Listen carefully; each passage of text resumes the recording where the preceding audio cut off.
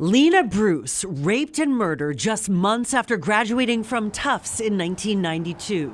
The case unsolved until 2014, when DNA collected after a probation violation linked James Witkowski to the scene. 75-year-old Irene Kennedy, stabbed and strangled in a Walpole Park. Martin Guy matched to the crime by his DNA. And Daniel DaCosta, a custodian at Quincy City Hall, robbed and murdered in Quincy. 4 years later, Carlos Sano was linked through DNA to blood from the scene. 3 cases solved after the men were forced to give up their DNA for other crimes. That's supposed to happen to anyone in Massachusetts convicted of a felony, according to state law.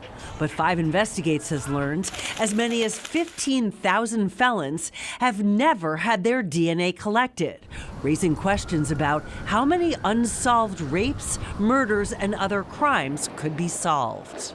When you heard that number, what was your reaction? More disbelief and frustration that there could be 10,000 to 15,000 missing DNA profiles, and a whole lot of questions of who has known about this and what steps have been taken to remedy this. State Representative Natalie Higgins, who is herself a sexual assault survivor, is now demanding answers from the Massachusetts Executive Office of Public Safety and Security, which she has learned has known about this uncollected DNA for years. I hope that every single person who knows that there were these missing DNA profiles has been doing everything in their power to figure out a solution.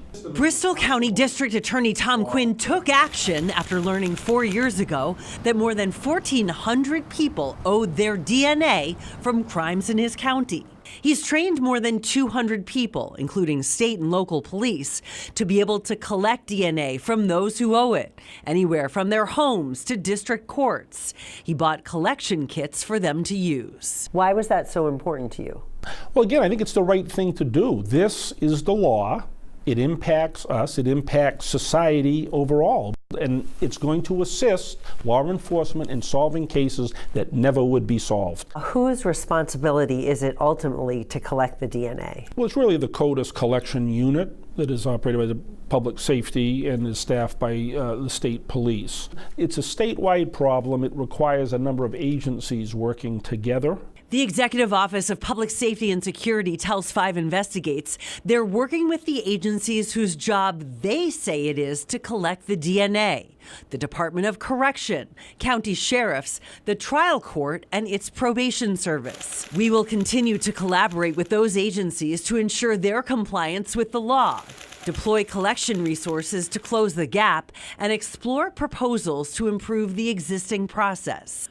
Representative Higgins just filed a bill to require the state to report on how big the problem is, come up with a plan to collect the owed DNA, and then fix the problem for good. And I'm hoping that we can learn from whatever happened to lead us here to make sure it doesn't happen again. Now, DA Quinn has cut his backlog of uncollected DNA from 1,400 to 600 people. He says up to 200 of them are deceased, so he's now working with the medical examiner to try to get those samples. Karen Anderson, 5 Investigates.